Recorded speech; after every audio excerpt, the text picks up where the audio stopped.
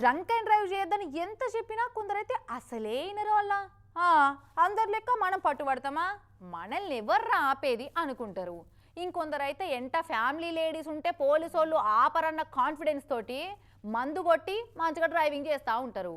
కానీ time bad అయితే తాడే పామే గరుస్తుంది అన్నట్టు ఎంత ఫ్యామిలీలు ఉన్నా పతారున్నా పనికే రాదు. గట్నే ఫ్యామిలీ తోటి పోతున్నావు అన్న నెల్లూరు ట్రాఫిక్ పోలీసు వాళ్ళకు పట్టుబడ్డాడు. ఎంత బతిలాడినా ఈయనకుంటా బండి కూడా గుంజుకున్నారట.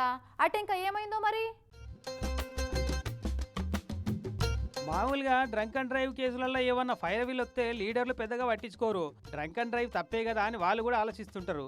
కానీ ఒక్కోపారికి ఇటువంటి కేసులలో వాళ్ళు కూడా పతారా చూపెట్టక తప్పది. ఇగో మొదలైతే ఈ ఎమ్మెల్యే గారి కాలు మొక్కుతున్న సీన్ చూడుర్రి.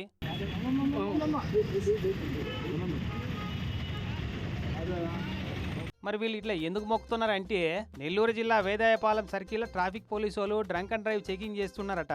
ఈ అంతలనే వీళ్ళు పోతుంటే ఆపి మూతిలా పైప్ పెట్టి చూస్తే మందు కొట్టి నడిపిండని తేలింది. ఇక బండి ఆపి పక్కకు పెట్టి 10,000 రూపాయల ఫైన్ కట్టమని చెప్పిరట. ఇక అన్ని పైసలు మా కాడేడున్నాయి సారు అని ఎంత బదిలాడినా బండి ఇయ్యమన్నారట. ఇక లాభం లేదని ఎమ్మెల్యే కోటంరెడ్డి శ్రీధర్ రెడ్డి సార్కు ఫోన్ కొట్టి మాట్లాడిందట ఈ ఆడామే. సరే అయ్యో పాపం కదా అని అనిపించి ట్రాఫిక్ పోలీసు వాళ్ళకి ఫోన్ కొడితే మేము డ్యూటీలో లేం సార్ అని చెప్పి ఇద్దరు పోలీసు అధికారులు చెప్పిరట. సరే అట్లనా అని చెప్పి అప్పటికప్పుడే పోలీసు వాళ్ళు బండి పట్టుకున్న వేదాయపాలెం సర్కిల్ దాకా వస్తే బండిని ఆడికెళ్ళి తీసుకుపోయి ఆర్టీసీ బస్ స్టాండ్ సెంటర్ కాడ పెట్టిరట.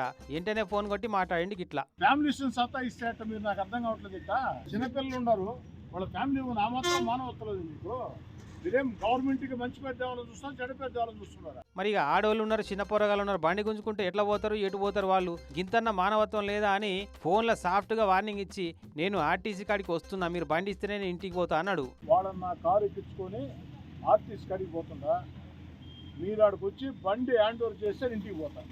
ఇక ఇద్దరాల మొగలను 5 కిలోమీటర్ల దూరంలో ఉన్న ఆర్టీసీ కాడికి కార్లని కొంటపోతే పోలీసు వాళ్ళు వచ్చి బండి చెప్పారు ఇట్లా.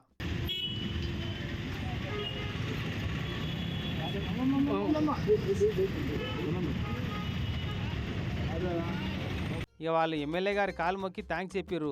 అయినా తాగి బండి నడిపోద్దన్న సంగతి తెలియదా వీళ్ళకు కూడా? ఫ్యామిలీ ఉన్నప్పుడు తాగితే పోలీసు వాళ్ళు పట్టుకోరని మంచిగానే ఆలోచన చేస్తున్నారు. కానీ ఆ మందు నశాల పొరపాటున టక్కర్ అయితే నడిపేటోళ్లకు ఎదురుగా వచ్చేటోళ్ళకే కాదు, ఎంట ఉండే ఫ్యామిలీ కూడా డేంజర్ అవుతుందన్న సోయి లేకుంటే ఎట్లా?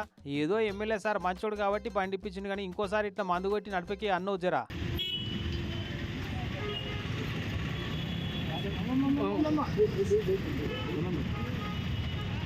అదే